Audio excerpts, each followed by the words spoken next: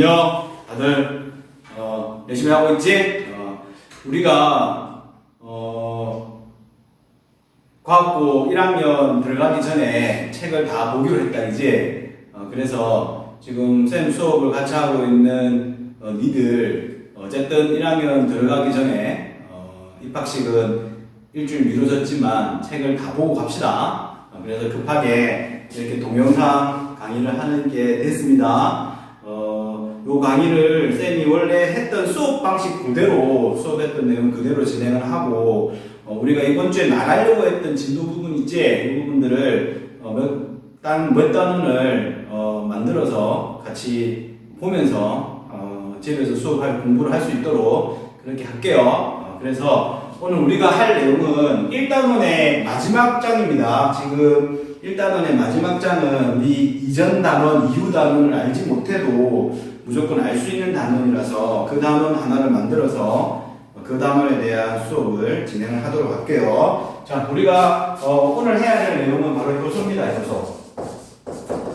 효소라는 단원에 대한 내용이고요. 이거는 쌤하고 쭉 진도를 해 나가면서 효소가 왜 필요하고 효소가 어떤 역할을 하는지에 대해서는 우리 충분히 이해했어, 그지? 그 다음에 세포 호흡을 하면서 몇 가지 주요 효소들 세 가지를 배웠잖아, 그지? 첫 번째 뭐였냐면은 탈수소 효소, 두 번째 탈탄산 효소, 세 번째 전자전달효소와 같은 우리 효소에 대한 이야기를 좀 배웠습니다. 자, 그러면 우리가 효소에 대한 기본적인 역할은 배웠지만 효소라는 것 자체가 어떤 건지에 대한 구체적인 내용들은 정확하게 아직 정리가 안 되었다라고 생각하고 우리는 효소만 가지고 한번 정리를 해서 설명을 하도록 할게요. 교과서 아무거나 펴놔도 되고 그 다음에 책 내용 여러분 가지고 있는 거 아무거나 펴놔도 돼요. 어쨌든 뭐 원래 수업할 때 우리 책 내용보다는 쌤 설명 위주로 갔잖아요. 이제 역시 필기는 기본입니다. 요 몇 번씩 보시고 아이 효소를 완벽하게 이해할 수 있도록 하시고 자, 부가고 1학년, 1가고 1학년 두 학년 전부 다 효소는 중간고사 시험 본입니다. 할 때 정확하게 이해하시고 확실하게 정리를 해야 됩니다. 그리고 이 강의는 계속 띄워놓는 거 아니야. 쌤이 어느 기간까지 보게 하고 그 다음부터는 강의 닫아버릴 거거든. 그러니까 한 번의 수업으로 끝난다고 생각하시고 정확하게 정리를 해서 이해를 할 수 있도록 그렇게 정리 내립시다. 자, 그럼 우리가 효소를 먼저 이해하기 전에 먼저 우리가 이해해야 될 게 뭐냐? 바로 물질대사입니다. 물질대사. 자, 우리 물질대사가 뭐였지? 물질대사가 생물체 내에서 일어나는 화학반응이야. 그러면 좀 더 넓은 의미에서 화학반응이라는 건 뭘까? 화학반응이라는 거. 그래, 물질이 합성되고 분해되는 게 화학반응이지. 그 물질대사나 그런 화학반응이 어디서 진행되는 거? 우리 몸 안에서 진행되는 거. 우리 몸 안에서 물질이 합성되고 분해되는 반응이 이루어지는데 그럼 왜 화학반응이라고 하지? 이거 굳이 물질대사라는 다른 명칭을 붙인 이유가 뭘까? 바로 생체 내에서의 화학반응은 일반적인 화학반응과 좀 다르기 때문이야, 되지? 그 다른 구조에서 가장 특징적으로 설명돼야 될 게 뭐냐? 바로 효소입니다, 효소. 좋습니다. 자, 쌤이 효소 설명하면서 여러 가지들을 정리할 때 왜 우리 몸에서 이루어지는 일반적인 화학 반응이 그냥 몸 밖에서 이루어지는 화학 반응하고 왜 다르냐? 첫 번째는 뭐냐면 우리 몸 안에서 이루어지는 물질 대사는 반드시 뭐의 출입이 이루어지냐면 에너지의 출입이 반드시 일어나야 된다라는 거지. 선생님 생물체 밖에서도 물질이 화학 반응할 때 에너지 출입이 이루어지잖아요. 그런데 우리 생물체 안에서는 이 에너지 출입이 늘 고정적이야. 정리할게. 자, 우리 생체 내 화학 반응을 뭐라고 한다고? 물질대사. 근데 이런 물질대사에는 이 물질대사 역시 화학 반응이기 때문에 어떤 반응이 있고 어떤 반응이 있다? 합성되는 물질대사가 있고 분해가 되는 물질대사가 있어. 합성이 되는 물질대사가 있고 분해가 되는 물질대사가 있는데 우리는 이러한 합성에 대한 물질대사를 뭐라고 하지? 그렇지, 동화작용이라고 합니다. 동화작용. 그 다음에 분해되는 물질대사를 뭐라고 그러지? 이화작용이라고 해. 굳이 우리가 우리말로 이걸 풀어헤치자면 동화작용은 서로 다른 물질이 같은 물질이 되었다. 같은 농자의 대납자. 이화작용은 같은 물질들이 분해되어서 다른 물질이 되었다. 근데 문제는 동화작용은 일반적으로 우리 생물체 안에서는 저분자 물질이 합성을 통해서 어떤 물질이 되고 고분자 물질이 되고, 쌤하고 고분자 화합물 배웠죠? 단백질, 탄수화물, 지방 이런 것들, 그런 물질이 단위체를 통해서 결합을 해서 고분자 화합물이 될 거야. 다음 이화작용은 우리가 지금 배웠던 세포처럼 고분자 물질이 저분자 물질이 되는 거야. 그런데 선생님 우리 생물체 밖에서도 이런 화학 반응이 똑같이 진행되잖아요. 그런데 자, 생물체 내에서 진행되는 이러한 동화작용과 이화작용 과정에서는 반드시 다음과 같은 형태의 에너지 출이 늘 고정적으로 이루어져. 어떤 거냐면 저분자 물질이 고분자 물질로 되기 위해서는 외부에서 뭐가 들어온다? 에너지가 반드시 흡수가 돼야 돼. 즉 저분자가 고분자가 되려면 에너지가 흡수돼야 되고, 고분자가 저분자 되는 과정에 반드시 어떤 반응이 일어나느냐면 에너지의 방출작용이 필연적으로 생기게 된다고. 쌤이 그랬지? 우리 대부분의 생물들이 우리가 배웠던 탄수화물, 단백질, 지방을 뭐라고 그래? 우리가 에너지원이라고 하지. 이제 에너지원 주영양소라고 부른단 말이야. 그럼 걔네들은 우리가 에너지를 어떻게 활용한다고 해서 세포업할 때? 그래, 생물들은요 가장 흔하게 이용할 수 있는 에너지 저장 형태를 탄소에 공유결합되어 있는 수소에서 우리가 찾는다고 했지, 그지? 탄소에 공유결합되어 있는 수소인데, 그러면 이거를 공유결합 시키려면 어떻게 해야 된다? 에너지가 흡수돼야 되고, 반대로 우리가 배웠던 세포처럼 얘를 끊어버리면 뭐가 될 거다? 이 공유결합에 있었던 에너지가 방출되겠지, 그지? 방출되겠지. 결국은 우리가 물질생산하는 건 그런 틀 안에 있다고 생각해 주는데, 근데 문제는 뭐냐? 이게 왜 일반적인 우리 몸에서 이루어지는 화학 반응이 일반적인 몸 밖에서의 화학 반응과 뭐에 다르냐? 반드시 이러한 작용을 할 때는 누가 개입되어 있다? 합성이든 분해든 뭐가 개입되어 있다? 효소가 개입되어 있기 때문이야. 효소라는 놈이 개입되어 있는데, 우리는 이러한 효소를 뭐라고 부르냐면 다음과 같은 명칭을 붙입니다. 생체 촉매라는 형태의 이름을 붙입니다. 자, 촉매 저희가 뭐지?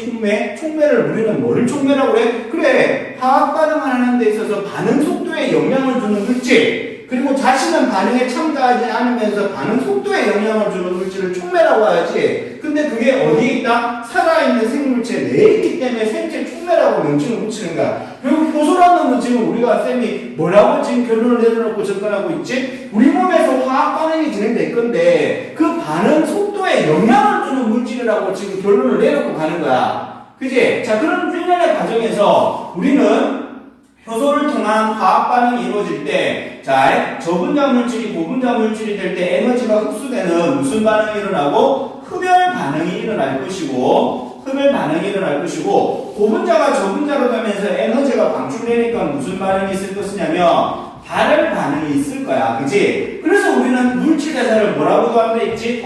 반드시 생체 내에서의 화학 반응에는 에너지의 출혈이 따르기 때문에 에너지 대사라고도 한데 있어, 그지? 자, 그러면 이 에너지를 활용하는 여러 가지 생체 내 화학 반응에서 반드시 누가 개입돼 있다? 효소가 개입됐다 하는 거야. 그럼 우리는 여기서 뭘 생각해야 되냐면, 그럼 효소가 개입돼 있어서 이러한 물질 대사, 즉 에너지 대사를 진행할 때 도대체 효소가 하는 역할이 뭐냐에 대한 생각을 해야 돼. 지금 조금 전에 설명했잖아요. 효소라는 건 반응 속도에 영향을 주는 물질이라면서요. 야, 우리 쌤이 지난시간에 그랬지? 속도, 생물에서 속도가 어떤 개념이야? 어느 일정한 시간이 정해져 있는 단위 시간 동안에 물질의 변화라고 있잖아, 그지? 그럼 단위 시간 동안에 물질의 변화가 일어날 때 이러한 변화 과정에서 효소가 어떤 역할을 할 거냐, 이게 중요한 거겠지, 그지? 자, 그래서 우리가 요거에 대한 설명을 진행을 해야 됩니다. 일단 우리 다시 한번 정리하자. 물질 대사가 뭐야? 생물체 내에서의 화학 반응이다. 뭐하고 뭐 하는 거야? 합성된과 분해되는 거다. 그때 이 합성되는 과정은 저분자가 고분자가 되면서 에너지가 흡수가 되는 동화작용. 기억해야 돼. 동화작용의 결과 만들어지는 물질은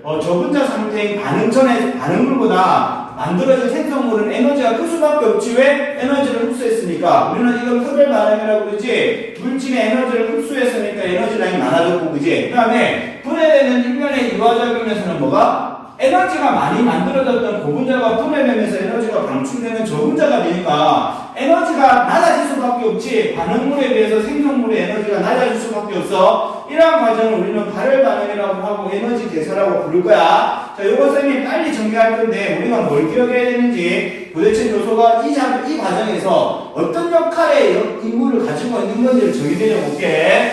자, 쌤이 늘 그러지. 칠판 지울 때 아무 말도 안 하면 어색하다고. 늘 그랬던 것처럼 어색하지. 그래서 계속 쌤이 말을 하는 거야. 그래서 끝없이 수업 시간에 말을 하는 이유는 이렇게 칠판을 찍는 이 순간에도 어색함을 없애기 위해서 정리를 하는 겁니다. 자, 그럼 다시 정리해 볼 거야. 뭘 정리할 거냐면 쌤이 에너지, 왜 우리가 효소와 관련해서 에너지적인 관점을 설명 안 할 수가 없느냐, 그리고 도대체 이 에너지적인 관점에서 효소가 어떤 역할을 하는지가 중요하냐, 이거 정리해 볼 거야. 그걸 통해서 우리는 효소의 기능을 볼 겁니다. 자, 우리 물질 대사의 두 가지 관계된 그래프를 그릴 거야. 하나는 뭐냐면 동화작용입니다. 자, 또 하나는 뭐가 될 거냐면 이화작용이 될 거야. 자, 근데 둘 다 공통점이 있어. 뭐가 무슨 물질이 된다? 자, 반응을 일으키기 전의 물질을 반응물이라고 하고, 그걸과 만들어진 물질을 생성물이라고 할 거야. 이화작용도 반응을 일으킨 물질이 있겠지요. 반응물이 있어. 그 결과 만들어진 물질을 뭐라고 할 거다? 생성물이라고 할 거야. 자, 이 과정에서 우리는 특징적인 그래프를 그릴 겁니다. 이러한 반응이 진행되는 과정에 에너지의 변화가 일어나는 일련의 그래프를 그려서 이 그래프를 가지고 우리가 비교할 겁니다. 그래프를 가지고 이 작용을 이해하면서, 그리고 이 과정에서 뭐가 개입되어 있음을 볼 거다. 효소가 어떤 식으로 작용할 건지에 대한 내용을 볼 거라고. 자, 그럼 볼게요. 먼저. 자, 여기서 말하는 X축, 이 그래프의 X축은 시간의 경과라고 생각하면 돼. 반응이 진행되는 과정이니까 하나의 시간의 경과입니다. 반응이 진행되는 거. 시간이니까 어떤 시간이다? 반응 시간. 그지? 반응이 진행되는 시간일 거야. 그지? 그래서 이거는 우리가 좀 더 상식적으로 아는 표현을 쓸게. 반응이 진행되는 과정. 자, 마찬가지로 이 X축 역시 반응의 진행이다. 화학 반응이 진행되는 거야. 즉, 시간이지, 시간. 자, 그 다음에 X축, Y축 값은 뭐냐면 에너지의 수준. 요거는 공식적으로 쓰는 말이고, 우리가 일상적으로 쉽게 아는 수준은 그냥 에너지 양이라고 생각하면 돼. 수준이 양이잖아. 그게 크기니까. 자, 에너지 수준. 자, 두 가지 같이 비교해 볼 거야. 하나는 동화작용입니다. 동화작용을 일으킬 대상은 반응물에서 외부의 에너지가 흡수돼야 되는 과정이라고 설명했지. 자, 이화작용은 반응물이 에너지가 방출되는 과정이 될 거야. 그러면 우리가 상식적으로 봤을 때도 동화작용의 반응물과 이화작용의 반응물은 그 반응물 자체가 뭐가 할 것이다? 에너지의 크기가 다르겠지, 그지? 동화작용은 에너지 흡수해서 물질을 합성할 거야. 그러면 반응을 일으키기 전에 물질이 가지는 에너지가 요만큼이다. 요만큼, 그지? 현재 에너지의 크기가 반응물이야, 반응물. 자, 에너지 크기가 이만큼인데, 이제 잘 들어야 돼. 선생님이 굉장히 중요한 이야기 할 거야. 자, 생체 내 혹은 우리 몸 밖에서든지 어떠한 형태의 반응에서도 반응물이 가지고 있는 현재 에너지를 안 가지고는 뭐 할 수 없다? 생성물이 될 수 없어. 생각하고 이야기했잖아. 우리 이와 그 해당 과정 할 때 뭐였어? 인상기를 왜 붙였지? 우리가 포도당에다가 인상기 붙여서 과당 인상 왜 만들었지? 다음 단계의 반응을 잘할 수 있는 형태로 뭐를 늘려준 거야? 에너지량을 늘려줬지. 왜? 에너지량을 늘려주니까 어떻게 되지? 불안정해지면서 뭔가? 화학 반응을 잘할 수 있는 상태가 되지. 바로 이거야. 모든 물질은 외부에서 에너지가 흡수되어서 불안정한 상태가 되어야지 화학 반응을 잘해. 그럼 우리 지금 얘 화학 반응 시킬 거야.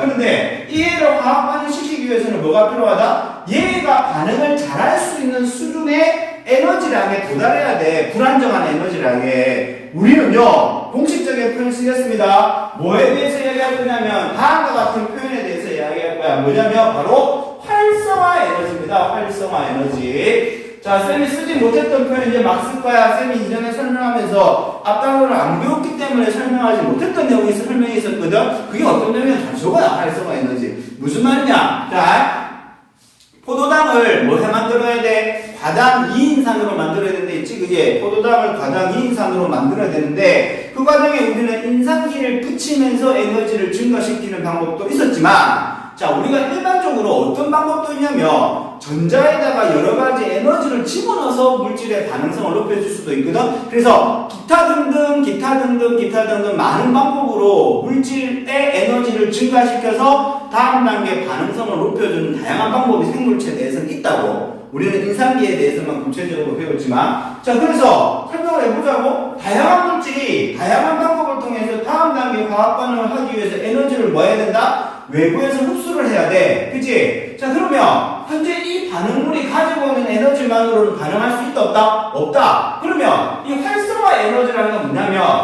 반응물이 반응물이 반응을 일으킨 물질이 뭐가 되기 위해서 생성물로 되기 위해서 즉 화학 반응을 일으키기 위해서 가져야 할 자기가 최대한의 불안정한 상태가 되어야 할 최소한의 에너지가 있거든. 즉 뭐냐 활성화 에너지란 반응물이 생성물이 되기 위한 화학 반응을 할 수 있는 대필요한 최소한의 에너지 화학 반응 즉 이 화학 반응이 뭘 말하지? 물질 대사를 말해. 이때 화학 반응을 일으킬 수 있는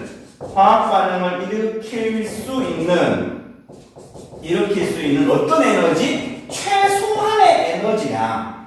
최소한의 에너지가 있다고. 에너지 즉 에너지 수준이 있다고. 우리는 얘를 뭐라 그래? 활성화 에너지라고 해. 활성이라는 말 언제 썼었지? 활성 아세트산 우리 피루부산을 아세틸코엔 만들잖아. 그때는 어떤 방식을 쓰지? 조효소 A를 붙여가지고 반응성을 높여줬지? 그치? 그래서 기타 등등 다양한 기준에 의해서 현재 반응물이 가지고 있는 에너지가 아닌 외부에서 다양한 방식으로 에너지를 증가시켜서 어떻게 되고 있어? 에너지 수준이 높아졌지? 근데 이 반응물의 경우는 현재 도달해야 되는 에너지 수준에 도달하면은 이때부터는 반응을 할 수 있어. 에너지 더 가질 수도 있지. 근데 최소한의 이만큼만 가지고 반응을 할 수 있다는 뜻이거든?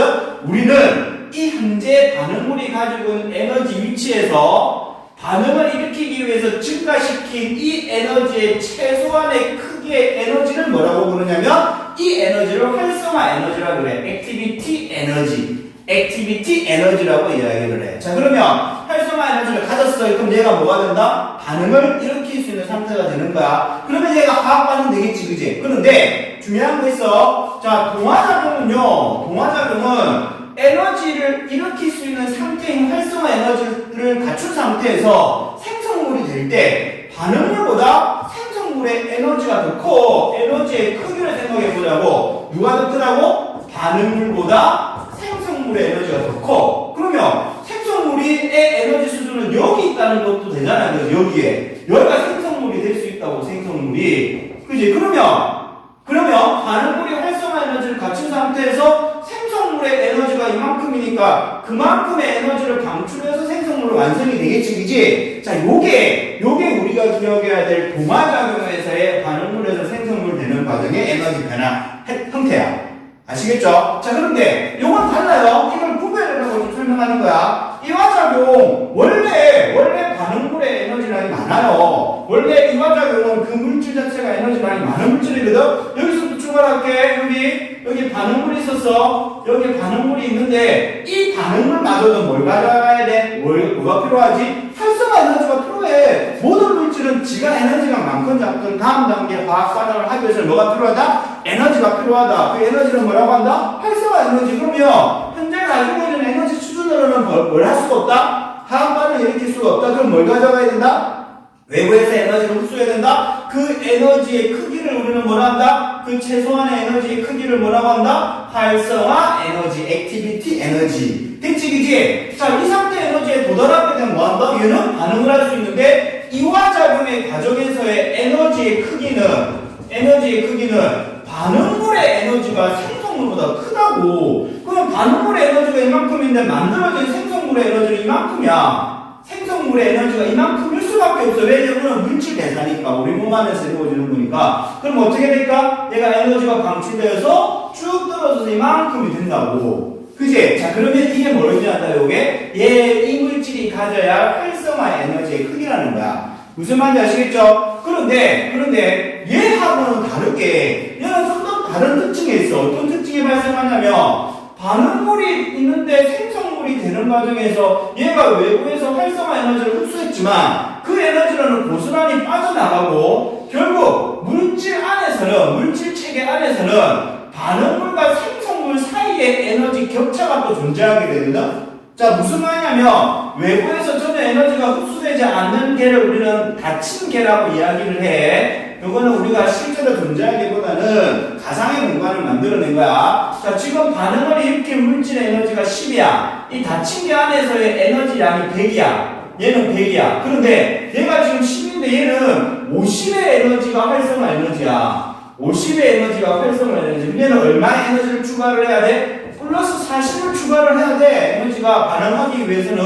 그런데 이 40의 에너지를 누구로부터 얻는다? 이 주변으로부터 얻어야 돼. 자, 그럼 어떻게 되지? 얘는 40을 얻어서 에너지가 50이 되었어. 그럼 얘는 이 주변의 에너지는 40을 뺏겨서 60으로 줄어들지, 그지? 그런데 얘가 뭐가 된다? 생성물이 되잖아. 생성물의 에너지가 5야, 5. 자, 그러면 현재 50이 됐던 상태에서 얼마의 에너지를 내뱉어야 돼? 45의 에너지를 내뱉어야 되지? 그럼 얘는 5의 에너지가 되면서 다시 45를 내뱉으니까 결국 이 닫힌 개 속의 에너지는 얼마가 되는가? 105가 되는 거야. 105. 그럼 우리가 어떤 관점에서 봐요? 아까 전에 반응 일으키기 전에 이 에너지가 얼마였는데? 에너지가 100이었는데 반응을 일으키고 나니까 이 공간의 에너지량이 얼마가 됐어? 105가 됐잖아. 그럼 이 주변의 입장에서는 에너지가 발생했지, 그지? 그게 이 반응물과 생성물 사이의 에너지 격차야. 우리는 이 에너지를 뭐라고 하냐면 Q라고 하고 이 Q의 에너지를 반응열이라고 이야기를 합니다. 아시겠죠? 그러면 이화작용은 오히려 주변에 있는 주변 공간이 반응 일으키기 전보다 일으키고 나서 에너지량이 증가되겠지? 그지? 그러니까 우리가 통상적인 화학 반응을 진행해보면 반응의 결과 뭐가 발생해? 열이 많이 발생하는 거야. 대부분의 경우는 뭐 어떤 물질, A 물질, B 물질을 막 섞었어? 그랬더니 수조가 뜨끈뜨끈해져. 걔들이 반응하면서 바로 이 반응인 거지. 물질의 합성 과정에서. 그건 우리가 몸 밖에서 한 일반적인 화학 반응이고 우리 몸 안에서는 늘 이런 형태의 화학 반응이 이루어집니다. 선생님 자꾸 효소 이야기하다가 왜 이런 설명해요? 이제 우리가 나오는 거야. 도대체 그러면 효소는 무슨 작용을 하느냐는 거거든? 자, 결국 봐봐. 효소가 어떻게 해서 우리가 했다고 결론 내렸지? 반응을 빠르게 한다고 해줬지? 자, 지금부터 효소가 어떤 작용을 하는지 하겠습니다. 자, 우리가 기억해야 될 효소의 기능은요. 효소의 기능은 왜 효소가 반응을 빠르게 해주느냐? 결국 반응물이 생성물이 되기 위해서 필요한 에너지를 뭐라고 했지? 활성화 에너지라고 했지? 이 활성화 에너지량이 정해져 있는데 효소가 작용하면 이 정해져 있는 활성화 에너지의 크기를 낮춰주게 됩니다.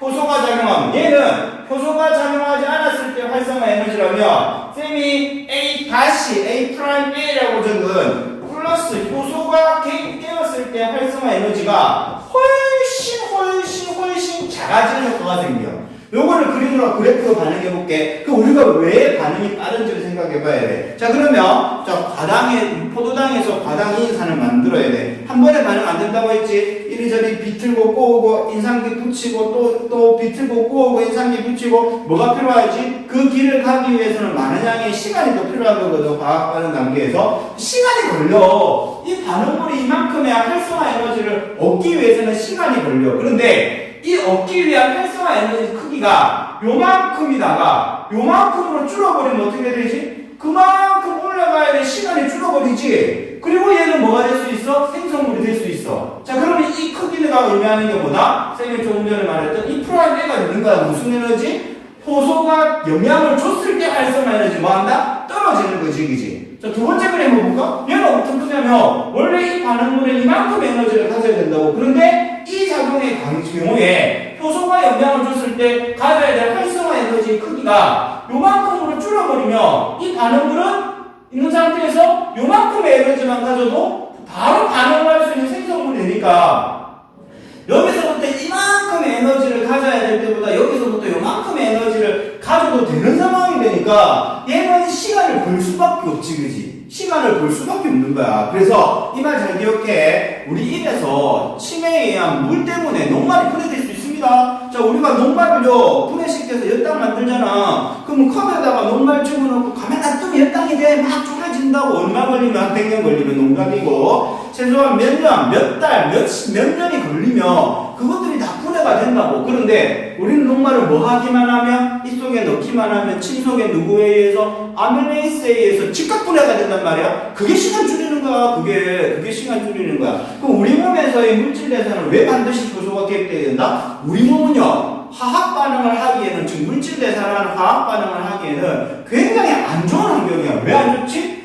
체온은 고작 37도밖에 안 되고, 그지? 기압 역시 우리 몸은 1기압 정도 수준밖에 안 돼. 이거 기억해야 돼. 온도가 높을수록, 압력이 높을수록 화학 반응 잘합니다. 그런데 이런 거를 하는 상황에서는 우리 몸은 그렇게 좋은 환경이 아니야. 그럼 결국 우리가 몸 밖에서 이루어지는 일반적인 화학 반응보다도 이렇게 빠른 시간을 거쳐가면서 속도를 높일 수 있는 결정적인 이유는 뭐다? 바로 효소 때문인 거야. 어떻게 해서 그 물질이 생성물이 되기 위해서 가져야 되는 활성화 에너지 양을 어떻게? 극단적으로 줄여주는 거야. 극단적으로 줄여주니까 요 정도의 이만큼 가져야 될 놈 이만큼으로 줄인다. 이만큼 가져야 될 놈 이만큼으로 줄이는 그 시간은 굉장히 단축될 수밖에 없는 거야. 그래서 우리 몸에서의 화학 반응은 무조건 빨리 일어날 수밖에 없다. 여기서 정리 뭘 정리해야 돼? 결국 효소는요, 어떻게 해서 반응을 빠르게 한다? 반응물들이 가져야 할 활성화 에너지의 크기를 어떻게? 극단적으로 낮추어주면서 훨씬 짧은 시간에 그 에너지의 크기에 도달할 수 있게 만들어버린다? 그 에너지 크기라는 게 뭐다? 반응을 일으킬 수준의 활성화 에너지.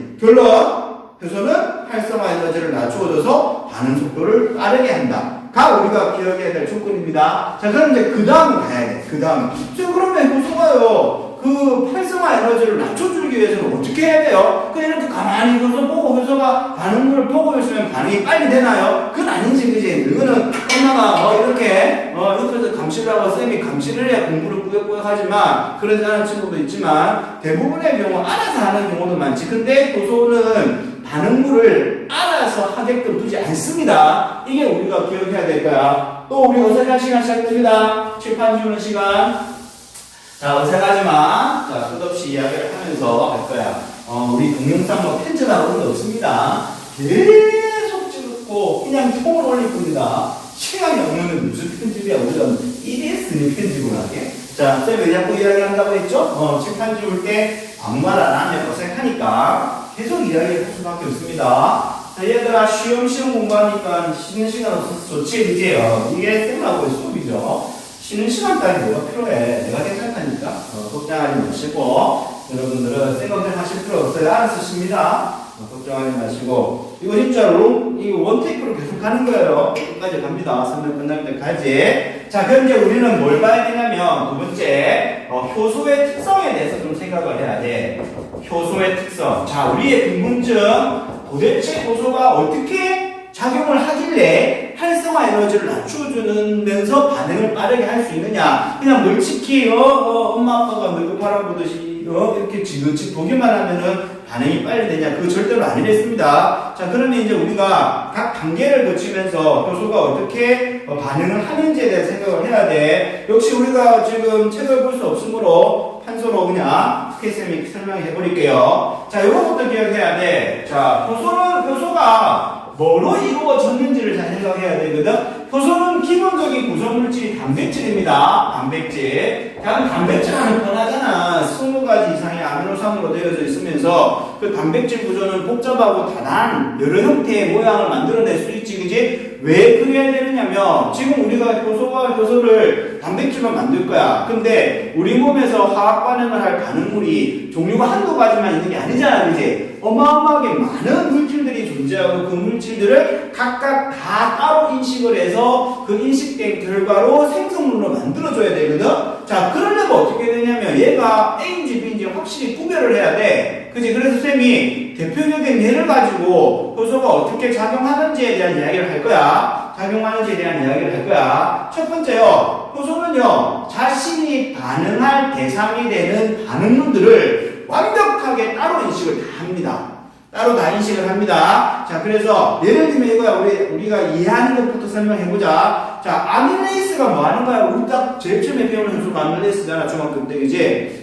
아밀레이스가 뭐 하는 효소죠? 녹말을 연당으로 분해시키는 효소거든? 야, 너가 아밀레이스가 단백질을 소화시킬 수 있다고 들어본 적 없지? 바로 그거야. 아밀레이스는요, 주기장창 누구만 골라 팬다? 녹말만 골라 패요. 아밀레이스는 절대로 단백질을 골라서 패서 걔를 잘라내지 못한다고. 반드시 누구만 골라 자른다? 녹말만 골라서 자르게 된다고. 이걸 잘 생각을 해야 돼. 그렇다면 단백질은 단백질로 구성되어 있는 효소가 있는데 이 효소가 어떻게 해서 작용을 하느냐? 각각의 단백질들이 다 다른 모양을 만들 수 있으므로 효소 역시 그 각각의 물질들을 다 따로 인식을 해야 되는 특성을 가진 단백질로 효소들을 만들어냅니다. 그래서 아까 아까 설명했던 것처럼 뭐 아밀레이스는 누구만 주구장창 골라서 죽일 수가 있다고? 좁힐 수 있다고? 농막만 주구장창 골라서 팰 수가 있습니다. 자, 그 다음에 두 번째 또 기억해야 될 거 있어. 효소는요, 반응을 일으킬 반응물에 비해서는 굉장히 사이즈가 큽니다. 일반적으로 화학 반응을 일으킨 물질에 비해서는 효소는요, 사이즈가 되게 커요. 이 말을 하는 이유는 효소 있잖아. 그 물질을 인식하려면 뭐 해야 돼?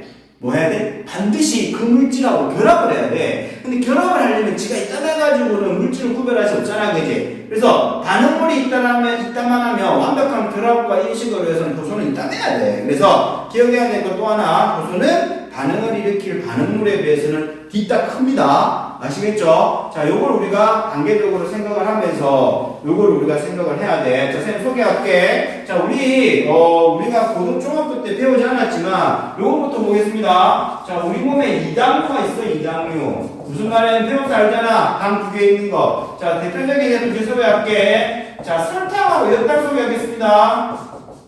설탕과 엿당을 소개할 건데요. 설탕은요, 과당에다가 포도당이 연결된 구조야. 요거는 포도당이고 과당이야, 그지? 과당이야. 엿당은 어떻게 연결된 물질이지? 다 배워서 알잖아. 포도당만 두 개 연결된 구조지. 자, 이게 지금 설탕과 엿당은 이당류로 묶여있는 당 두 개 결합물이고 공유결합된 물질이지만 그 구성의 분자 구조가 다르지? 우리의 효소는 뭐를 인식한다? 설탕과 엿당을 확실하게 구별해줘야 돼. 그래야지 자기가 분해해낼 대상에 대해서만 작용을 하겠지, 그지? 자, 그래서 포도당과 과당과 포도당만 연결되어 있는 각각의 분해를 하면을 뭘 만들 수 있지? 단당류를 만들 수 있지, 그지? 자, 우리는 뭐 해야 되냐면 이당류인 이 설탕과 엿당을 단당류로 분해를 해야 되는데 이렇게 단당류로 분해를 하게 되면 결국 뭐하고 뭐가 남지? 설탕은 분해되어서 포도당하고 과당이 남고 엿당은 분해되어서 뭐하고 뭐가 남을까? 포도당과 포도당이 남으면서 우리는 이 작용을 뭐라고 하는가? 소화라고 하는 거야. 우리는 이러한 일련의 과정에 작용하는 효소를 뭐라고 부를 거냐면 소화 효소라고 부를 겁니다. 자, 쌤이 소개할 효소는 바로 이 설탕을 분해시키는 효소 이야기를 할게요. 설탕을 분해시키는 효소. 자, 예를 듭니다. 이게 실제로 있는 그림은 아니고요. 자, 설탕을 분해시키는 효소가 다음과 같이 있다고 치자. 설탕을 분해시키는 효소가 다음과 같이 있습니다. 자, 이 효소의 이름은 수크레이스야. 수크레이스. 아밀레이스. 아밀로스가 녹말이거든? 보통 효소 이름 붙일 때 뒤에 AS 붙이면 그게 효소 이름이야. 그래서 수크레이스는 왜 수크레이스냐? 설탕 이름이 슈가 아니가 슈가, 그지? 수크로스, 슈가는 상품명이고 사실은 정식 명칭이 수크로스입니다. 그래서 수크로스를 분해시키는 효소 수크레이스야. 자, 그런데 이 수크레이스라는 효소 주변에 뭐도 있고 뭐도 있냐면, 자, 포도당에다가 과당이 연결되어 있는 뭐가 있고 설탕이 있고 그 다음에 똑같은 이당류 패턴에 포도당이 두 개 붙은 엿당이 있어. 그런데 굉장히 중요한 사실. 자, 이 수크레이스는 누구만 인식을 한다? 이 설탕 맛에 존재합니다. 자, 설탕만 인식을 합니다. 얘는 인식하지 못해. 그런데 잘 들어봐. 수크레이스에게 있어서 설탕과 엿당은 둘 다 동일한 이당류가 아니지. 동일한 이당류가 아니야. 수크레이스에게 있어서 설탕만이 자기하고 반응을 일으킬 반응장입니다. 우리는 이러한 설탕을 뭐라고 부르냐면 이 수크레이스에 대한 반응을 기질이라고 이야기를 해. 여기서 중요한 거 기질이 뭐냐? 이거 책에서 기질의 정의 찾아서 밑줄 쳐놔야 돼. 기질이 뭐냐? 어떤 특정한 효소에 대해서 반응을 일으킬 반응물을 뭐라고 하냐면 기질이라고 이야기를 해. 뭐라고 책에 찾아서 밑줄 쳐놔야겠다. 확인할 거야. 기질을 뭐라고? 기질은 반응물입니다. 근데 뭐 어떤 반응물이다? 특정 효소에 의해서 작용을 당하는 기질을 우리가 반응물을 뭐라고 부를 거다? 기질이라 부를 거야. 그러면 자, 설탕과 엿당은 똑같은 뭐지만 이당류고 결국 얘는 소화 요소에 의해서 단당류의 포도당, 과당, 포도당으로 분해가 돼야 되지만 수크레이스라는 효소에 대한 기질은 누구다? 바로 설탕이다라고 말하는 거야. 우리는 이러한 성질을 뭐라고 하냐면 자, 갑니다. 효소의 특성 중에 엄청 중요한 개념 뭐냐면 효소의 기질 특이성이라 그래. 효소의 더럽다 그제? 실판 더럽다. 효소의 특성 첫 번째.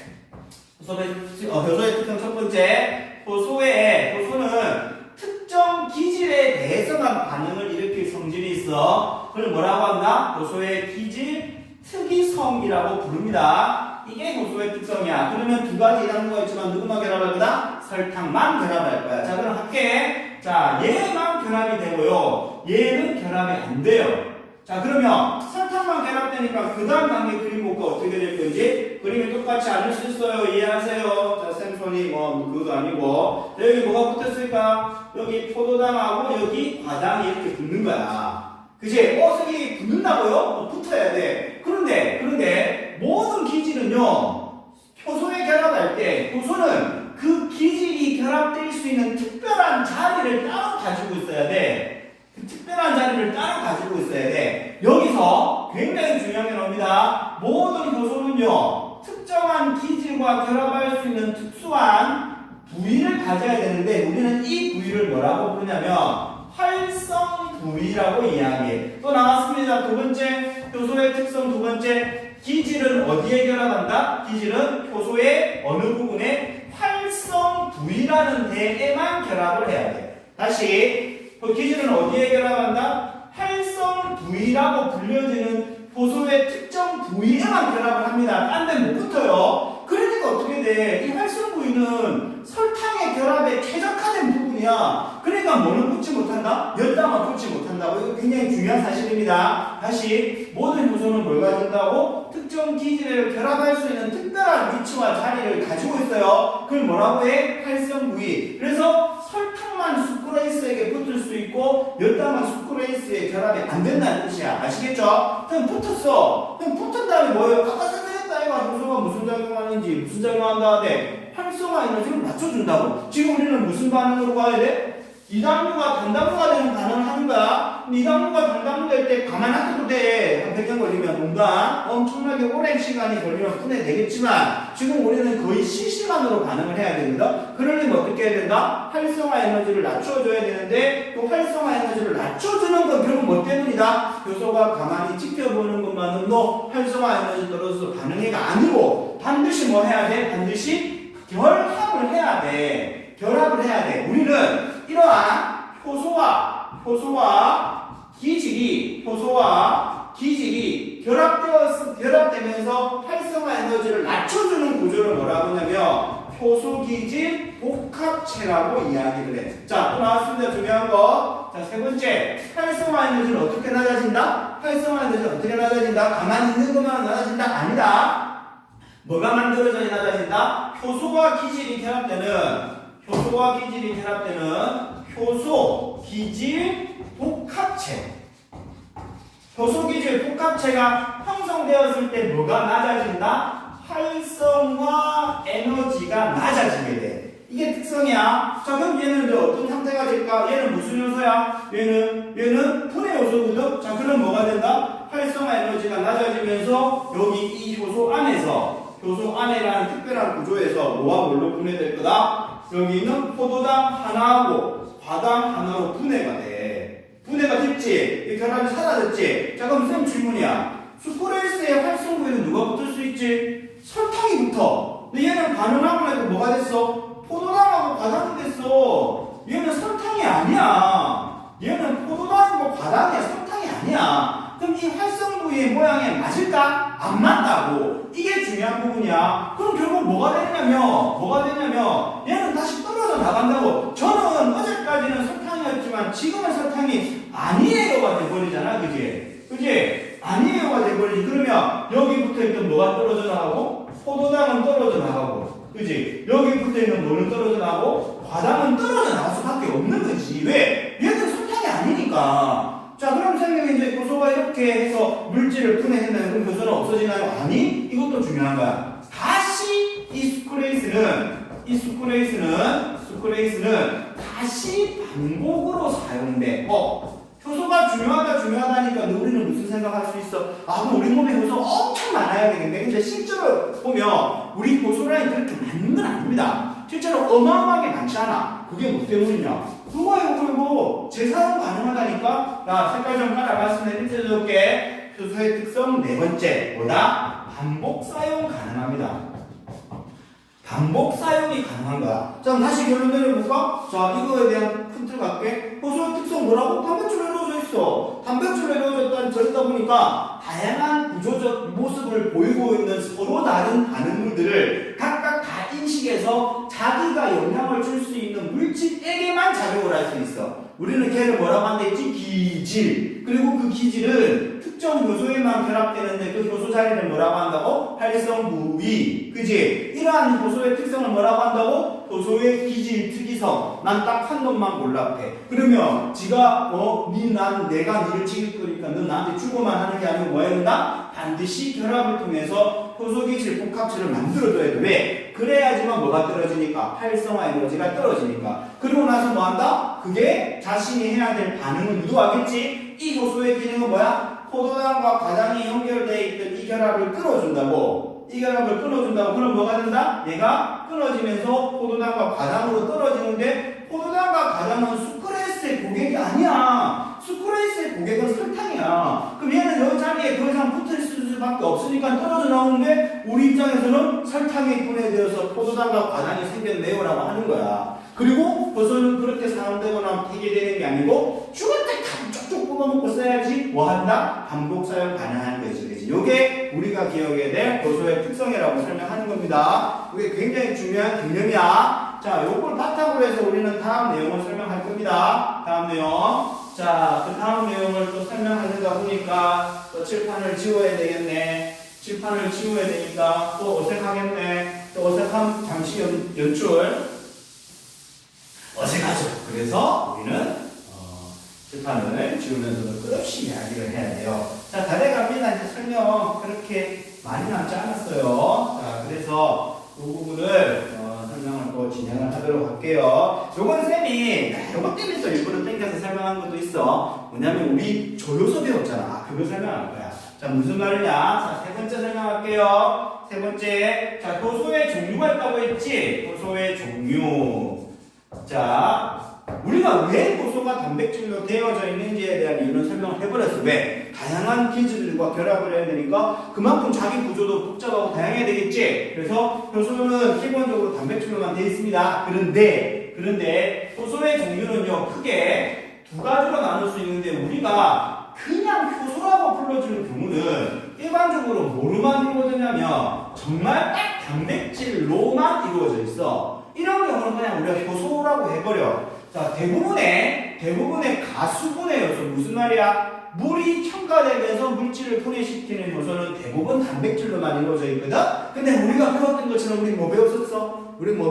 탈수소 요소는 뭐 배웠지? 기능적으로 조금 특별한 요소들이 있습니다. 기능적으로 조금 특별한 요소들이 있는데 그런 요소들은 단백질 말고도 다른 뭘 가지고 있어? 추가적인 기능을 할 수 있는 물질을 더 가집니다. 우리는 그러한 경우를 뭐라고 한다? 전효소라고 부릅니다. 다 했지? 이렇게까지, 그지? 자, 전효소의 구성 보겠습니다. 이랬던 저랬던 효소는 누구하고 결합해야 돼? 기질하고 결합을 해야 되니까 뭘 가져가야 돼? 뭐가 있어야 돼? 활성 부위가 있어야 돼. 그럼 대부분의 활성 부위 구조는 뭐로 이루어졌다? 단백질로 이루어져 있어. 그래서 전효소의 대부분을 차지하고 있는 주요소와 그 전효소로서 기능을 완성시켜주는 보조인자 부분으로 나눠졌는데 일반적으로 주요소는 그 구성물질이 뭐다? 단백질이야. 그리고 거의 대부분이야. 그 다음에 이 보조인자는 전효소가 해야 될 기능을 완성시켜주는 느낌이기 때문에 얘는 단백질이 아닙니다. 기억나죠? 비단백질이었어. 그리고 이 보조인자는 크게 나눴을 때 뭐하고 뭘로 나누냐면 조효소라는 놈이 있죠. 그죠? 그 다음에 금속이온 이렇게 나눠볼 수가 있어. 금속이온. 자, 이 조효소에 해당하는 게 대표적으로 우리가 뭐 배웠어? 그래, 우리 배웠던 NAD 플러스 FAD 이런 게 탈수소 요소의 조효소였지, 그지? 나중에 해야 돼. NADP 플러스도 미리 하나 소개시켜 놓을게. 자, 이런 것들이 조효소로 작용합니다. 자, 그래서 우리가 그림 일반적인 그림 안 볼 수가 없으니까 하나 패턴을 잡아보면 아까 우리가 앞에서 봤던 그림은 전형적인 효소로서의 기능이야. 단백질로만 되어져 있고 다른 물질 하나도 없이 기질과 결합해서 반응을 한 다음에 떨어져 나가는 거지. 근데 우리는 뭐 소개할 거야? 전효소의 기능을 소개할 거야. 뭐 기억해야 되냐면 절대로 전효소는요 주효소만 가지고는 반응을 할 수 없습니다. 그래서 효소의 전효소의 거의 대부분을 차지하고 있는 단백질로 되어져 있는 주효소가 있는데 이것만으로는 화학 반응을 일으킬 수 있다 없다? 없다. 그래서 반드시 뭐가 개입돼야 된다? 보조인자가 개입돼야 된다. 그 중에 대표적인 예가 뭐다? 조효소다. 그래서 그냥 그림 그릴게. 여기에 뭐가 결합을 했냐면 여기 빨간색 저조합니다. 잘 안 나오죠? 빨간색. 자, 뭐가 붙냐? 여기에 보조인자가 붙습니다. 이 보조인자의 대표적인 예가 조효소가 되니까 역시 쌤도 조효소라고 적어놓을게. 자, 이렇게 원래 주요소만 있던 자리에 보조인자인 조효소가 결합이 되니까 뭐가 완성이 되냐면 특정한 반응을 일으킬 대상이 되는 기질하고 결합돼 활성 부위의 구조가 완성이 되는 거야. 그럼 얘가 없었으면 활성 부위는 이런 모습 갖추지 못했겠지, 그지? 자, 그런데 조효소가 붙으면서 외부의 기질이 완벽하게 결합할 수 있는 뭐가 만들어진다? 여기에 있는 이 활성 부위가 완성이 되는 거지. 자, 그러면 조효소가 개입돼 있음으로 인해서 기질이 결합될 수 있는 구조를 갖췄겠지, 그지? 자, 그리고 화학 반응을 유도한 다음에 그 결과 생성물이 만들어지면 다시 떨어져 나가는 거야. 아시겠죠? 자, 요 우리 NAD 플러스의 기능을 쌤이 설명했기 때문에 이렇게 간단하게 정리하고 넘어갈 겁니다. 요것만 여러분들이 잘 기억을 해주시면 돼요. 아시겠죠? 그래서 보조인자는 이렇다. 조금 더 상세한 구조 설명은 쌤이 실제 수업 시간을 하면서 문제 풀면서 또 한 번 더 확인할게. 한 번 더 기억해야 될 게 뭐다? 전효소는 주요소뿐만 아니고 단백질이 아닌 성분을 가지는 보조인자를 가지고 있으면서 효소로서의 기능을 완성시켜 주더라는 거야, 그지? 그리고 이 조효소 혹은 보조인자는 붙어 있을 수도 있고 떨어져 나올 수도 있고. 뭐 기억해야 돼? NAD 플러스만 잘 기억하면 되잖아. 얘 뭐 하대? 전체 빼고 수소 빼가지고 한 대 운반해 주기도 했잖아. 그러면 얘가 혼자서 기능을 못한다 했지? 주요소 부분에 붙어가지고 전효소로 완성이 돼 있을 때만 기능합니다. 그리고 또 기억해야 될 게 뭐냐면 대부분의 보조인자는요 주요소 부분에 비해서는 극단적으로 작은 구조를 가져요. 되게 작습니다. 그래서 쉽게 세포 밖을 이동하기도 하고 생체막을 빠져나오기도 하는 특징을 보입니다. 근데 대부분의 효소는 생체막을 통과하기에는 사이즈가 너무 커. 왜? 단백질로 이루어져 있고 구조가 크니까 그래. 자, 요걸 여러분들이 잘 기억해 주시면 됩니다. 자, 요게 세 번째 도수의 종류였어. 자, 오늘 쌤하고 설명할 내용은 5번까지입니다. 5번 다 돼갑니다. 자, 그럼 4번 설명할게요. 자, 또 아무 말도 안 하고 칠판 줄면 서로 간에 어색하기 때문에 이제 적당히 말을 하면서 설명을 합니다. 자, 요거는 책마다 여러분 가지고 있는 교과서마다 명칭이 약간 다르므로 쌤이 4번 내용은 일반적인 기준을 가지고 설명을 간단하게 할게요. 뭐냐면 효소의 종류야. 자, 효소에도 뭐가 존재한다? 형태적 기능에 따라서 효소를 나눌 수 있거든. 이건 종류라면 안 되겠다 하고 나눠지니까 효소의 쌤이 분류라고 할게. 효소의 분류라고 할게. 자, 일반적으로 요즘은 6개의 군으로 분류를 합니다만은 일단은 학교 책마다 약간 다르니까 쌤이 딱 기준이 되는 걸로 할게. 효소의 분류는요 크게 5개 군으로 크게 나눕니다. 하나, 두 개, 세 개, 네 개. 아이, 마음에 안 들어. 다시. 마음에 안 들어. 하나, 두 개, 세 개, 네 개, 다섯 개. 이렇게 구별할게. 그리고 가장 쉽게 설명할 겁니다. 자, 제일 첫 번째 요소는요.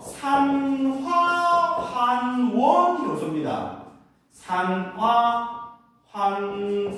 다시. 자, 산화환원 효소.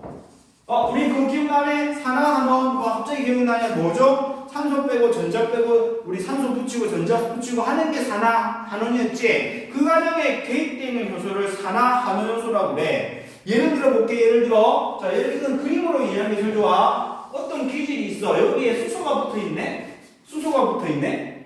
그런데 얘가 분해되면서 어떻게 됐어? 얘가 생성물이 되고 플러스 EH와 같은 물질이 된 거야. 그치? 혹은 H2, EH는 존재하지 않으니까 EH라고 할게. 얘가 이렇게 결합돼 있다가 결합이 끊어져서 각각의 다른 물질이 돼버린 거야. 자, 얘 입장에서는 뭐가 됐어? 수소를 잃었으니까 뭐 된 거지? 한원.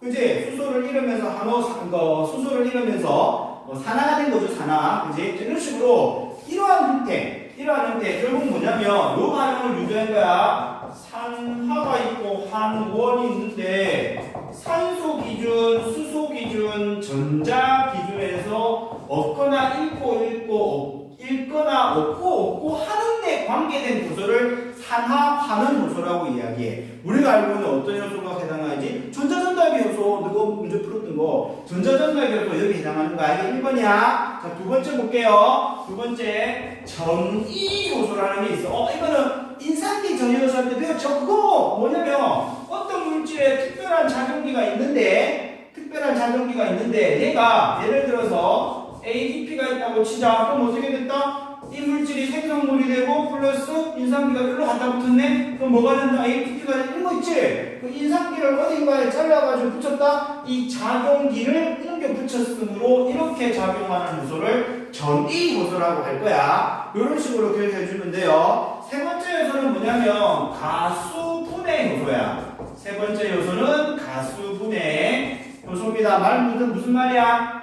물이 더해져가지고 물질이 분해되는 거야. 예를 들면 이런 거야. 여기 있는 물질, 두 번째 물질이 있는데 여기에 뭐가 들어갈 거냐? 물이 들어갈 거야. 이 물이 들어가면서 여기는 OH가 달라붙고 여기는 뭐가 달라붙는다? H가 달라붙으면서 이 두 개의 물질이 결합이 떨어졌네. 이렇게? 결합이 떨어졌지? 물이 들어가면서 이 물질을 분해해버렸지? 이럴 때 작용하는 게 가수분해.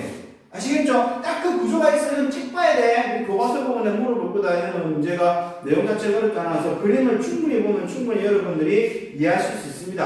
자, 네 번째가 책마다 교과서마다 딱 이름이 조금씩은 달라. 그래 쌤이 딱 기준되는 거 할게. 자, 제거 부가 요소입니다. 제거 부가 요소. 이 제거 부가 요소라는 게 뭐냐면 물질을 분해하는 건데 어떻게 분해하는 거냐면 이런 거야. 자, 예를 들어서 두 가지 물질이 결합돼 있는데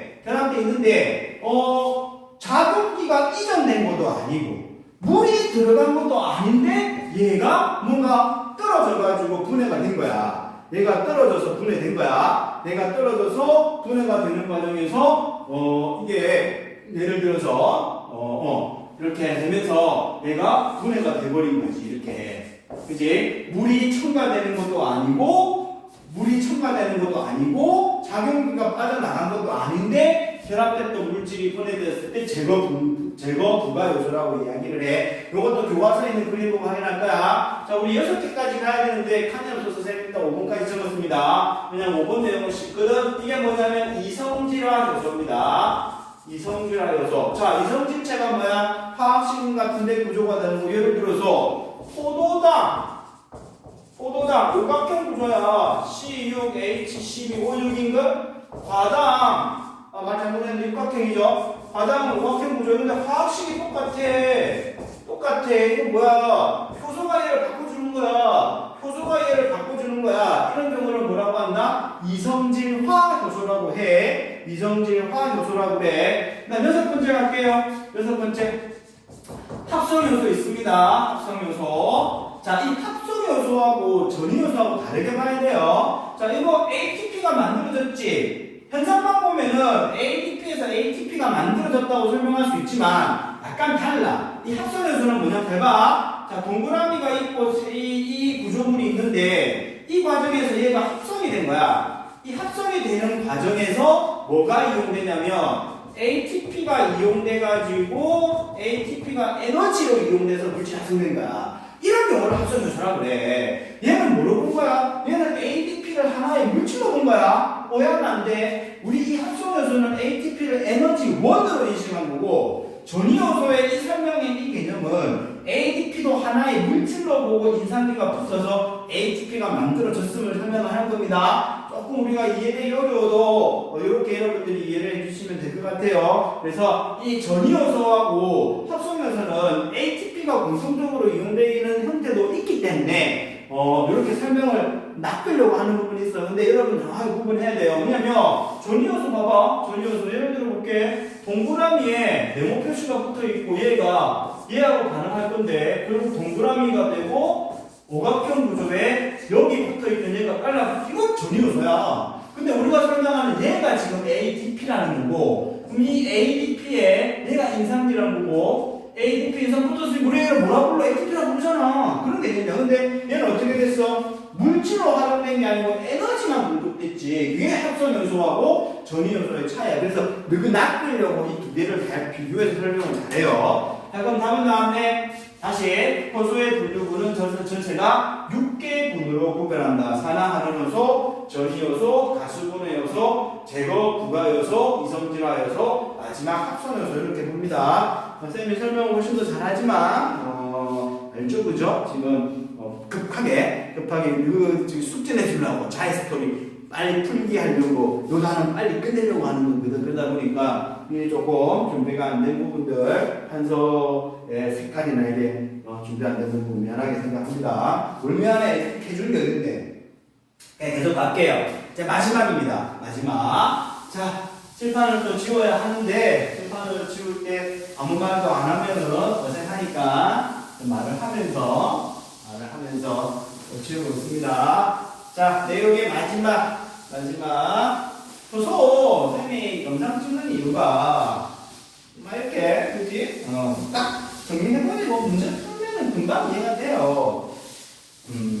일단 쌤이 상황 봐가지고 광합성도 찍어서 너무 돌리려고 해. 왜냐면 이걸 괴롭히는 게 내 희망이니까, 그지? 나의 취미생활이니까 빨리 진도를 빼면 내가 문제를 많이 풀 거야, 그지? 그러면 우리 약속했던 대로 다보고 가기 완료하는 거죠? 광합성하고 1과 5번 같은 경우는 아직 발음 안 끝났지만 그거 뭐 이제 금방 만나서 하면 되니까. 자, 그 다음에 우리 마지막 내용 할게요. 마지막 5번째인가? 오늘 까먹었네. 그냥 5번 할게. 자, 효소의 효소 활성 영향을 주는 요인에 대해서 이야기하겠습니다. 효소 활성 영향요인. 요건 여러분들 교과서 보면은 딱 정해진 게 있어요. 첫 번째는 뭐냐면 온도입니다. 온도가 효소 활성에 영향을 줘. 두 번째는 산성도 pH입니다. pH가 영향을 줍니다. 자, 세 번째는요, 기질의 농도입니다. 기질의 농도. 자, 네 번째는 뭐냐면은 저해제라는 놈이야. 자, 요 네 가지가 효소의 활성 영향요인인데, 결국 우리가 어떻게 이해할까? 이렇게 이해하면 돼. 효소가 활발하게 영향을 주고 기능을 하는데, 외부에 요인이 있대. 걔 때문에 못하고 있는 게 있대. 그거가 관련된 내용입니다. 자, 첫 번째는 온도입니다. 온도는 여러분들 어떻게 받아들여야 되냐면, 온도가 높아지면 어떻게 돼? 온도가 높아지면. 자, 우리 효소는 대부분 뭐로 이루어져 있지? 효소는 대부분 뭘로 이루어져 있어? 단백질로 이루어졌거든? 근데 단백질이 가장 취약한 부분이 바로 여기는 온도하고 pH입니다. 왜냐면 모든 효소들은요, 그 효소를 구성하고 있는 효소가 있는 생물체의 체온과 그 효소가 기능할 수 있는 특정 기관이나 장기 안에, 조직 안에 특정 수준의 pH에서 모양이 제일 정확한 모양을 가져. 그런데 잘 들어봐. 자, 온도나 pH가 달라지잖아? 온도나 pH가 달라지면, 자, 어떻게 되냐면, 예를 들어서, 온도가 높아진다거나, 혹은 pH가 달라지게 됐을 때, 뭐의 변화가 일어나면, 단백질의 변성이 일어나. 자, 단백질의 변성. 단백질이 변성이 되면, 단백질로 이루어져 있는 효소의 뭐가 바뀐다? 입체 구조가 바뀌어. 입체 구조가 바뀌게 된다고. 그러면 그 단백질은 그 단백질로서의 기능을 상실해버린다고 생각하면 됩니다. 다시, 자, 어떠한 조건에서 단백질이 변성이 됐대. 단백질이 변성됐다는 말이 무슨 말이다? 입체 구조가 파괴되었대. 그럼 입체 구조가 파괴되면 그 입체 구조 때문에 기능을 했던 단백질의 기능이 상실된대. 근데 우리 지금 효소는 뭐로 돼 있어? 단백질로 돼 있잖아. 근데 아까 우리 기질이 어디에 붙대? 활성구에 붙지? 그럼 생각해봐. 자, 예를 들어서 온도가 점점 높아져. 잘 봐. 온도 그래프 하나 그려볼게. 온도 그래프. 자, 이거는 효소의 활성 정도입니다. 온도입니다. 온도. 자, 온도가 낮을 때 활성이 떨어져. 잘 들어봐. 온도가 낮을 때 왜 효소 활성이 떨어지냐면, 효소도 결국은 기질에 붙어야 되잖아. 온도가 낮으면 효소가 됐든 기질이 됐든 운동 에너지 라인 잡기 때문에 잘 못 움직이지. 잘 못 움직이고 느리게 움직이면 만날 수 있는 확률이 떨어지잖아. 만나야 되거든? 그래서 생물은 언제 제일 작용을 잘해?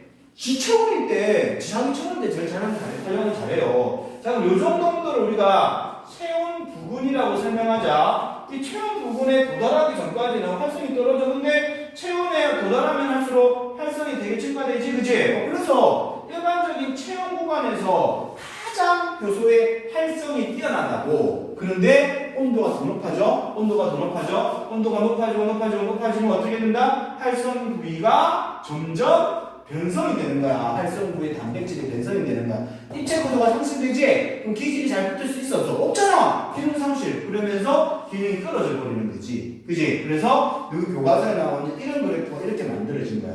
자, 그럼 어떤 차이를 봐야 된다? 자, 활성 정도가 이만큼이야. 이만큼인데 현재 이 온도에서 활성이 있을 수 있고, 그 다음에 같은 활성 정도의 요 온도에서도 활성이 똑같잖아. 좀 똑같은 거 아니에요? 그건 아니야. 잘 들어봐. 요 온도는 얘들이 활발하게 못 움직이면서 결합을 잘 못했기 때문에 활성이 이꼬라진 거고, 이 온도에서는 뭐 때문에 활성이 이꼬라진다? 활성이 떨어지고 있다? 이 온도는 뭐가 일어나고 있을 때는 효소에 변성이 일어나고 있어. 단백질의 입체 구조가 파괴되고 있다고. 그래서 어떻게 된다? 효소의 기능이 떨어지고 있는 거야. 그래서 너 교과서에 그 그림이 나온 거야. 그렇게 이해를 하시면 됩니다. 교과서에 그 그림이 나온 이유는 그겁니다. 자, 두 번째 pH 할게요. pH. 자, 우리 pH 역시 효소에 뭐에 영향을 주는 똑같이 영향을 줘.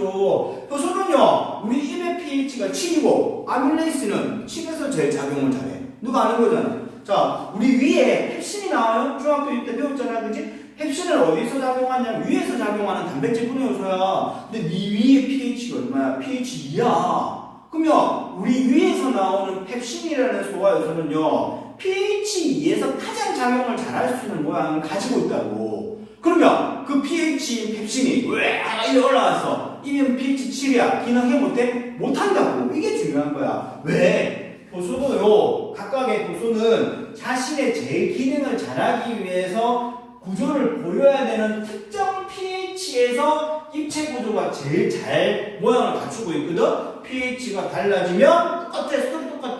pH가 달라지면 효소가 변성되고 단백질의 변성은 입체 구조를 파괴시키니까 활성 부위를 비틀어서 기질이 결합되지 못하는 효소로 바꿔버리니까 기능 상실. 됐지? 여기까지가 우리가 기억해야 될 거야. 근데 이건 약간 달라. 자, 우리 지금 뭐 해야 돼? 효소의 활성에 영향을 주는 애들이지. 그게 기질의 농도. 요거는 그래프가 쌤이 지난 시간에 설명했던 라인 딸 거야. 뭐냐면 요거 봐. X축은 기질의 농도야. 반응을 일으킬 물질의 농도야. 우리는 활성을 어느 정도 수준으로 볼 거냐면 반응 속도의 개념으로 볼게.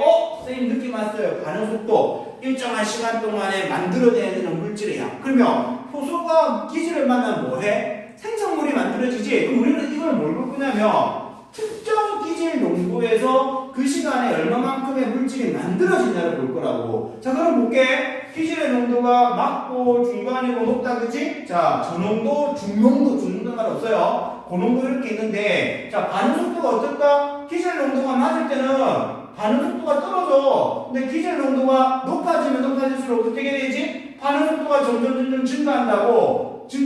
그런데 특정한 농도 구간에 도달하면서 더 이상 반응 속도는 증가되지 않습니다. 왜 그렇지? 요거는 생물에서 반응 속도를 구하는 특별한 방식 때문이야. 그 방식이 뭐지? 예를 들어 볼게. 이건 효소야. 엔자임 영어로 효소. 하나, 둘, 셋, 넷, 5개가 있어. 자, 반응을 일으킬 물질 S, 우리가 이걸 기질이라 그러거든. 기질이 하나 있어. 자, 생성물을 P라고 그래. 요거 다시 적을게 한글로. 요거 기질, 요거 효소, 요거 생성물 이렇게 적을게. 자, 얘들 어떻게? 얘가 반응해서 생성물이 만들어지지, 그치? 자, 우리 생물에서 반응 속도 어떻게 구하더라? 어차피 분자 수준이야. 쟤들 실제로 만나가지고 딱 만들어지는 시간 어떻게 측정해? 못 측정한다고. 그러면 우리는 뭘로 본다? 기질이 하나가 있었는데 얘가 언제 생명물로 만들어내는지를 시간을 보여야 된다고. 그런데 기질이 1일 때, 그지? 하나 만들어져. 동시에 만약에 기질이 2개가 있으면 몇 개가 만들어지지? 2개가 만들어지지? 이때 생물에서 말하는 반응 속도는 뭐라고 그래? 2개 빨라졌어요 하잖아. 그럼 봐. 효소 농도가 1일 때 1이 만들어져. 효소 농도가, 기질 농도가 2일 때 2가 만들어져. 이렇게 하자고. 3일 때 4개가 만들어져. 한 한 개 했을 때보다 3배 빨라지지? 그지? 자, 4일 때 몇 개 만들어져? 자, 4일 때 4개 만들어져. 자, 5일 때 몇 개 만들어져? 동시에 5개 만들어질 수 있지, 그지? 그러면 하나씩 넣을 때마다 속도도 1배, 2배, 3배, 4배, 5배 빨라지는 거야. 6개가 됐어. 어떻게 해야 돼? 뭘 어떻게 해? 기다려야지. 얘들 반응하고 다 나서 그 다음에 반응을 해야 되니까 실제 처음 반응할 속도에는 이 물질은 해당하지 않지. 그런 개념에서 우리가 특정 농도 이후에는 반응 속도가 일정하다고 하는 거야.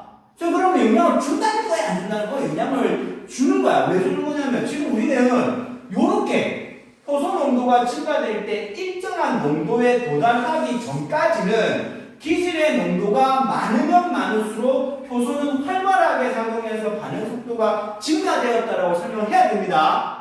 아시겠죠? 자, 기질 농도는 어떻게 효소 활성에 영향을 준다?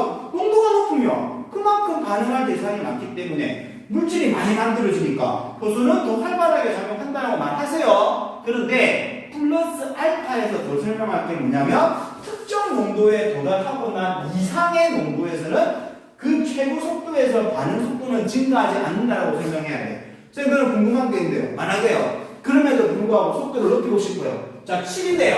8인데요. 자, 6인데요. 여기 6. 7인데요.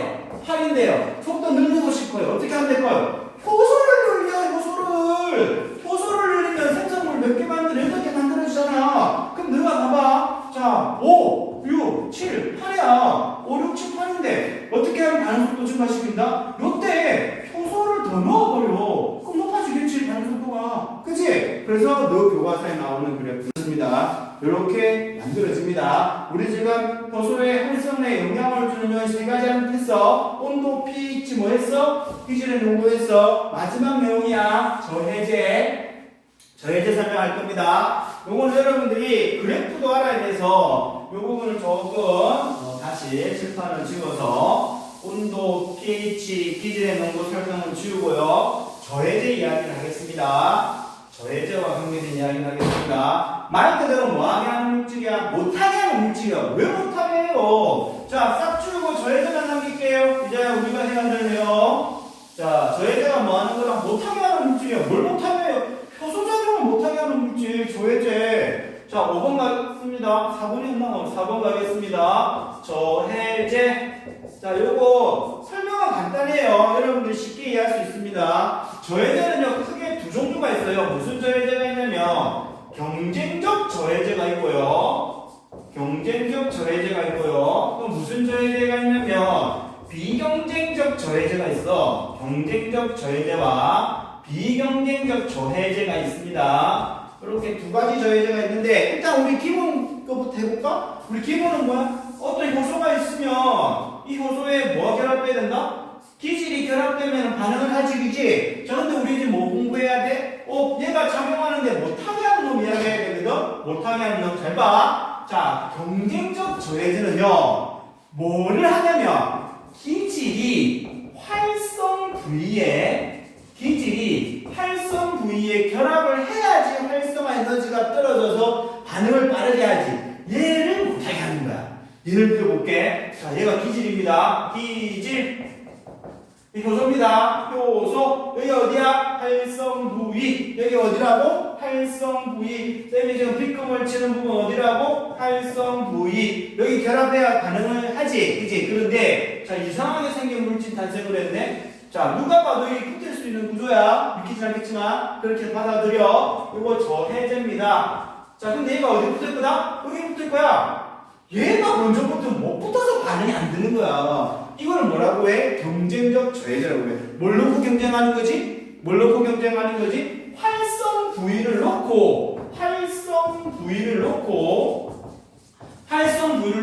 누구와 경쟁한다? 기질과 저해제가 경쟁을 하는 거야. 누가 먼저 붙느냐에 따라서 얘가 반응을 할 수도 있고 안 할 수도 있어. 그럼 예를 들어볼게. 자, 지금 기질이 10개 있고 저해제가 10개 있다. 거의 1대1 비율이지. 그건 누가 붙을지 장담 못해. 맞잖아. 근데 누가 저해제를 100개를 넣어줬다 생각해봐. 그럼 기질이 붙겠어? 저해제가 붙겠어? 조해제가 붙을 확률이 많아지지? 어쨌든 조해했잖아. 그치? 그래서 효소 활성에 영향을 주었다라고 설명하는 거야. 아시겠죠? 요게 여러분들이 생각해줘야 될 경쟁적 조해제입니다. 다시 정리하자. 뭘 놓고 경쟁한다? 기질이 결합해야 될 활성 부위라는 효소의 부분에 기질이 결합하지 못하게 막아버리는 게 무슨 저해제? 경쟁적 저해제. 자, 두 번째, 오늘 설명의 마지막 내용입니다. 비경쟁적 저해제. 아, 그럼 다음 붙이 나왔지? 얘는 뭘 놓고는 경쟁하지 않아? 활성 부위를 놓고 경쟁을 하지 않습니다. 쌤, 그럼 얘가 어떻게 저해작용을 하나요? 잘 들어봐. 자, 쌤이 핏금을 치는 부분이 뭐다? 활성 부위인 효소야. 근데 이 효소는요, 다른 부분도 이렇게 있는데, 다른 부분인데, 결론은 그겁니다. 자, 뭐냐면, 여기 기질이 있어, 기질이. 이 기질이 어디부터? 활성 부위에 붙을 거야.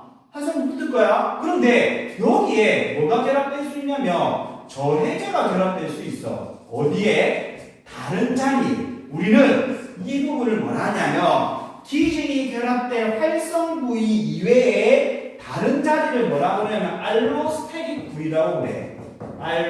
알로스테릭 부위라고 하는데, 느낌 봐봐, 이런 느낌이야. 자, 봐. 지금 효소가 있었는데,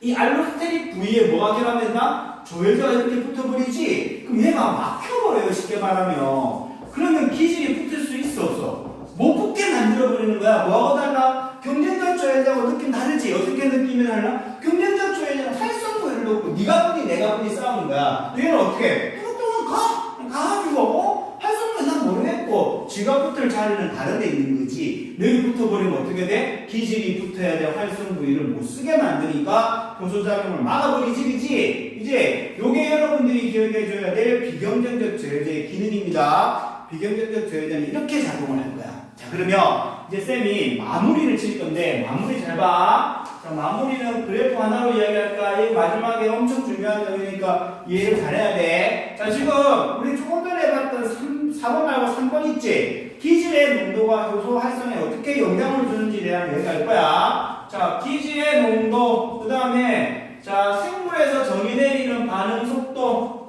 어땠었어? 기질 농도가 많아지면 많아질수록 효소의 반응 속도가 증가되나 어느 일정한 농도 이후에는 더 이상 반응 속도가 증가되지 않는다. 요때가요, 뭐가 작용하지 않았을 때의 반응 속도냐? 저해제가 작용하지 않았을 때 반응 속도야. 그런데 지금 이거 설명할 거야. 저해제가 작용을 할 거야. 쌤이 비경쟁적 저해제부터 먼저 설명할 거야. 자, 왜 저해제냐? 특정 농도 구간에서 속도를 떨어뜨리거든. 왜 떨어뜨리지? 얘가 붙으면 떨어뜨리잖아. 근데 잘 들어봐. 자, 호소 저해제 100개고 기질 10개랑 밀리지, 그지? 이게 뭘까? 숫자를 계속 붙여볼까? 야, 이거 되면 누가 붙을 것 같아? 기질이 1, 10, 100, 1000만, 10만 개 있는데 저해제 100개 있어. 누가 붙을 것 같아? 기질이 붙어. 잘 봐야 돼. 자, 쌤이 지금 두 번째 그래프를 그리는 건 경쟁적 저해제가 작용했을 때야. 농도가 낮았을 때는, 기질 농도가 낮을 때는 무조건 저해제의 작용 때문에 반응 속도가 떨어져. 근데 문제는 뭐냐면 기질 농도가 점점 많아져서 어느 농도가 되면 더 이상 저해제는 작용을 안 해요. 맞지? 자, 저해제가 없을 때나 뭐가 있을 때? 경쟁적 저해제가 있을 때나 어느 농도까지는 속도가 늦잖아, 그지? 근데 기질 농도가 어느 정도 돼버리니까 뭐가 필요 없어? 저해제를 넣거나 저해제를 안 넣거나 차이가 안 나잖아, 그지? 왜 그래? 이거야. 저해제 100개, 기질 2개, 100개 윈, 그지? 저해제 100개, 기질 100개, 아우씨, 삐까삐까. 저해제 100개, 기질 10만 개, 누가 윈? 기질 윈, 그지? 그래서 반응 속도는 저해제가 없을 때와 차이가 나지 않는다는 거야. 그런데 비경쟁적 저해제 설명할게. 봐봐. 효소가 5개가 있습니다. 6개가 있습니다. 6개.